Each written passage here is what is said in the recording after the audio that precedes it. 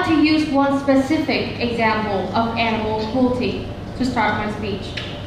I had my eyes first opened to this problem in 2013 when I visited Thailand.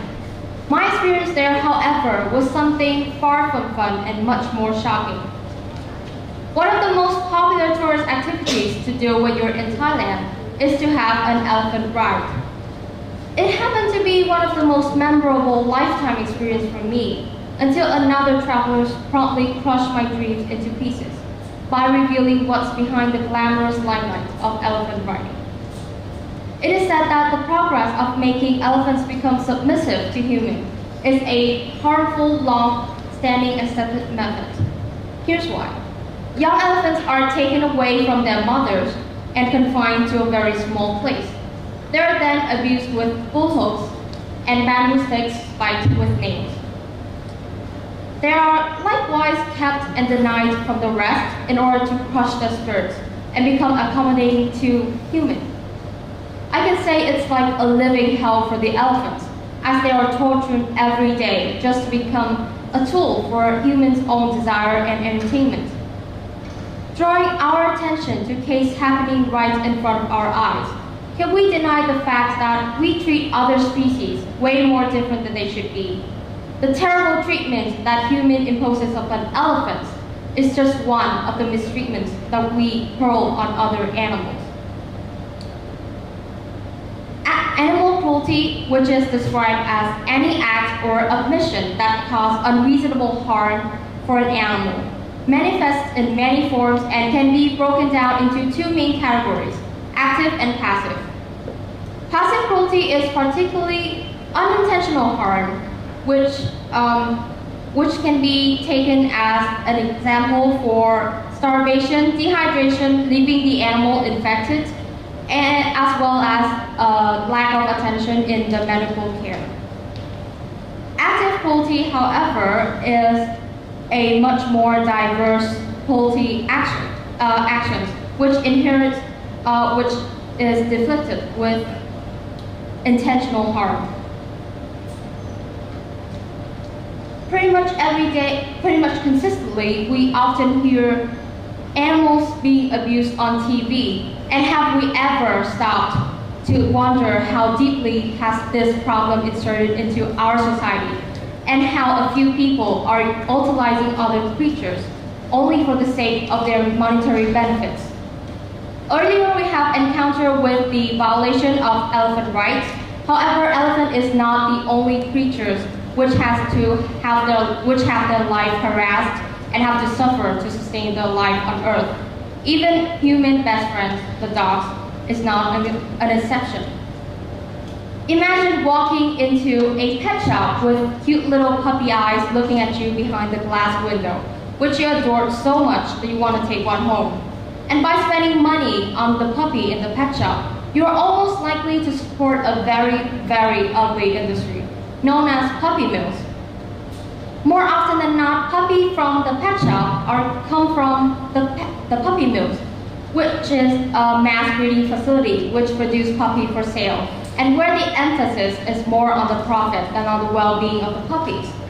In these mills, female dogs are bred over and over with little to no time recovery between their litters.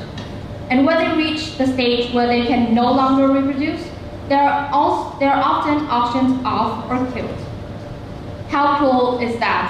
Even in the first world country, puppies are still having their life in danger when in America, according to the Humane Society, approximately 2.11 million puppies are sold, while 3 million are killed due to the scarcity of adoptive homes. Since little dog factories breed dogs for quantity, not for quality. The physical problems and characteristic disorder often frustrate guardians into abandoning their own dogs. And although we're living in a world where synthetic alternatives exist to almost every organic substance on this planet, fur farming still happens. But what made this industry so bad? To cut costs, fur farmers often pack their animals into an entirely small place, which keep them from doing anything which is normal and essential to them, such as running, walking, making nests, or even finding mates.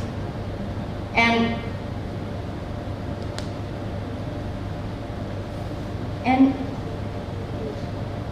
a large number of creatures are being slaughtered every day just for the fur industry, all for the sake of fashion. Whether the clothes come from Chinese fur farm, Indian slaughterhouse, or Australian outbacks, an immeasurable amount of suffering goes into every single fur-based item. It is impossible for the buyers to know how many lives are taken away to make their piece of clothing.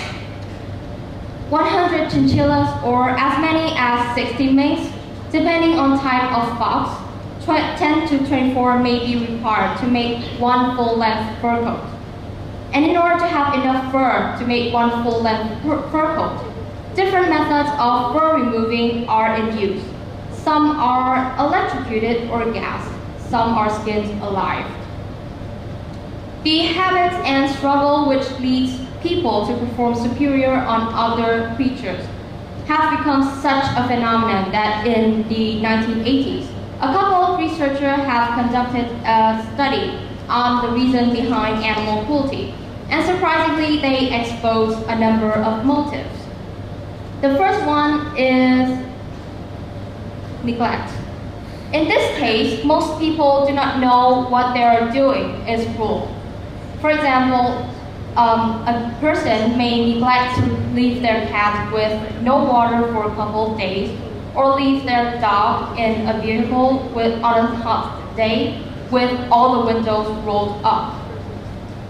The second reason is entertainment. People have cruelly tortured and abused animals, all for the purpose of making animal fights. A clear example of this is dog fighting, cockfighting, and other forms of organized animal cruelty. This can be result in the lack of sympathy and the ignorance of the public. The third reason is to enhance aggressiveness. Most people who are they suffer a lot of violence in their childhood usually perform aggressiveness on other animals to show their control over other relatives and to advance a sense of threat as well as defenselessness and confinement.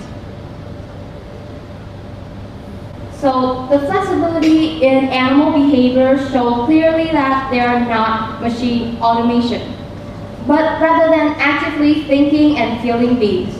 We should be proud of our space, of our position in the animal kingdom, and we surely have no right to judge them or to blame them for our wrongdoing. Everything occurs for a reason. A change begins and increases in the volume of time. What happened at one moment can be the word go for a series of actions to occur.